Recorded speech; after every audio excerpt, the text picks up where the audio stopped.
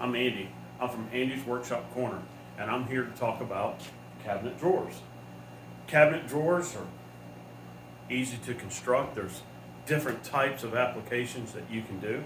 You can do a dovetail application. Here is one that I did for a nightstand that I did a few years back. This is bird's eye maple. This is a very high-end wood, and the piece of furniture that I made was high-end. Now, for kitchen cabinets, especially for a paint grade kitchen cabinet, I do not do the same drawer that I would do for a fine piece of furniture. The reason is people don't care. And the fact that when you do a dovetail type application, it's very labor intensive.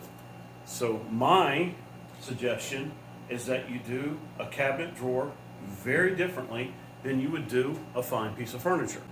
Getting started, the first thing I do is I take a piece of paper, and while I'm taking this piece of paper, I want to give a shout out to Peace State Lumber here in Kennesaw, Georgia. They sell my hardwood and my plywood that I use for my cabinets. But anyways, first thing I do is I grab a piece of paper, then I grab a tape measure, and I measure my opening. In this particular instance, I've got 21.5 and 4.5. I take those measurements, I put them on a piece of paper. The application here is a inset type application. That means that I am going to make the face of my drawer flush with the face frame of the cabinet.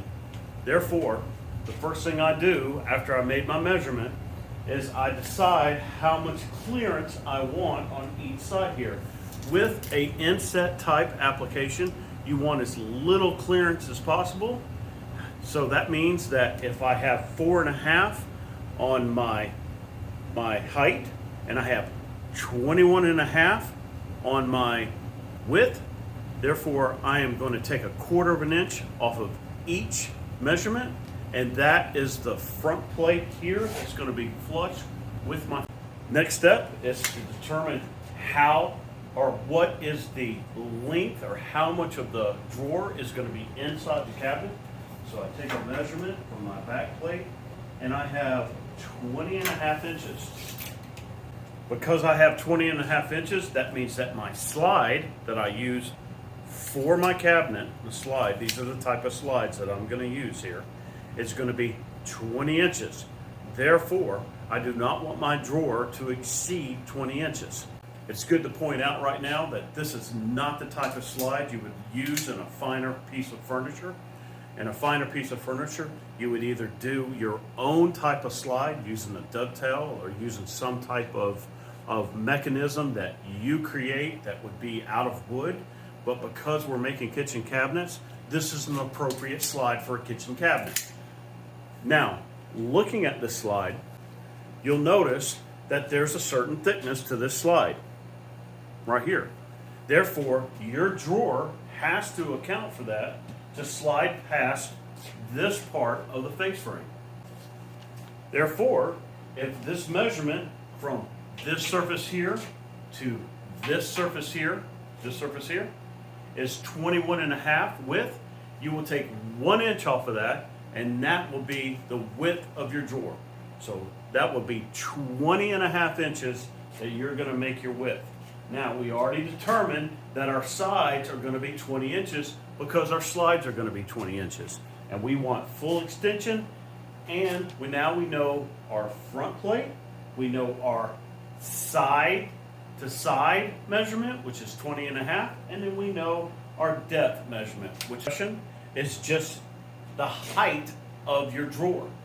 Now, the height of the drawer typically does not match the height of your plate that you see when you look at the cabinet. It's usually a lot less. And the reasoning is that because you put things in the drawer and you need some kind of gauge is it not to hit the face frame when you're opening and closing the drawer. Therefore, I typically, if this distance here is 4.5 inches, I typically take 1.5 inches off of the depth, so I make sure that my depth is around 3 inches. Okay, so one thing that I do is I save my plywood as I cut it. And so I just lay it out just to make sure that my scrap pieces will match. I am using plywood for my drawer, and I will edge band it. So you will not be able to tell that it's plywood when it's in there. Now, again, this is a kitchen cabinet application. This is not fine furniture application. Therefore, I'm going to make just a typical cabinet type drawer, which is very easy to make.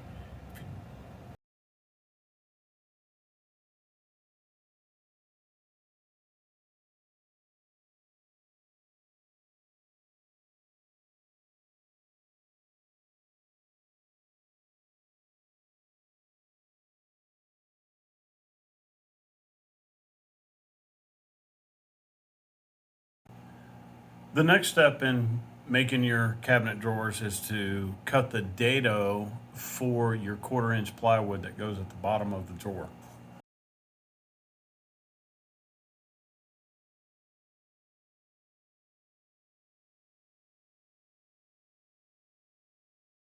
Once your dado is done, it looks like that. And the 1/4 inch piece will fit in there. After you cut your pieces to length, the next step is to cut your dado for your side pieces. Now, this is my front piece here that I will be putting at the front of the cabinet. And then basically what I do is I find the center, and then from the center, I make sure that I have a 1/2 inch on each side for my slide, because this is my faceplate, and I want to make sure that my slides fit into the cabinet. So there you go. I marked it off there, and I marked it off there. Then I set up my dado there, and now I'm going to cut the piece.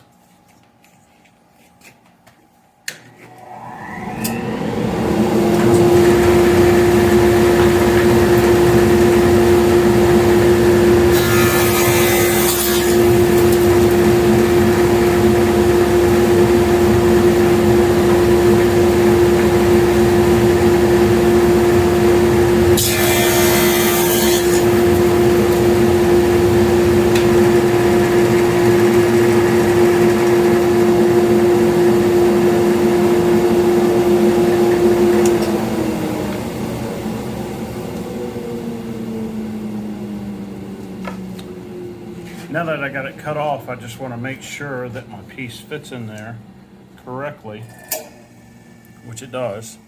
You see that right there? And then actually it's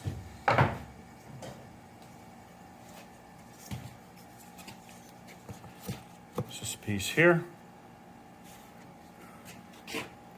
which will fit in just like that. Okay.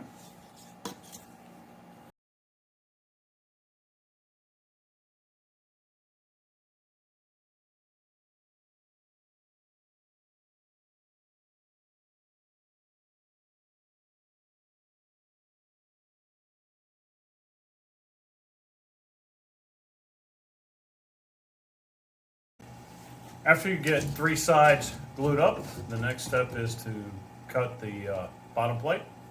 And that's the next step. I've measured it. It's 19 3/4 squared.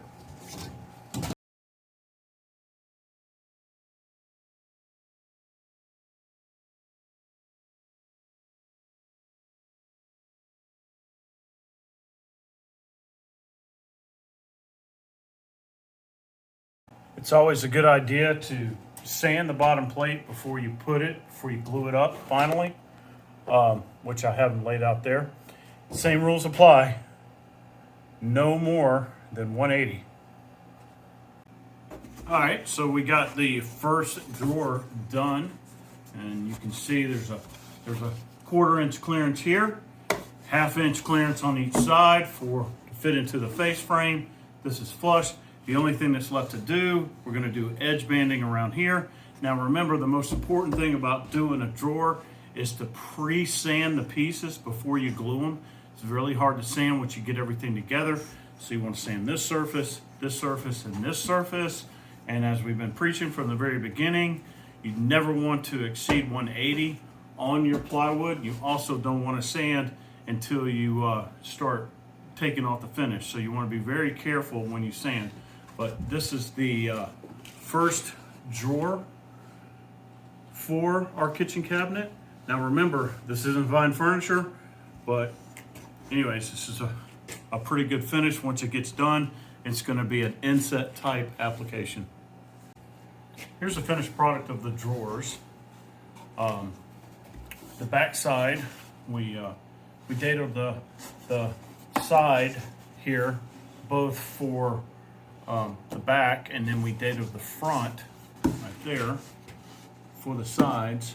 Therefore, it hides the groove that you put in there for the dado that you put in there for the bottom plate here. And we dry fitted it. The only thing that's left to do now is to do the edge banding on the plywood here. Pretty easy to do, and I'll show you how to do that. But anyways, finished product.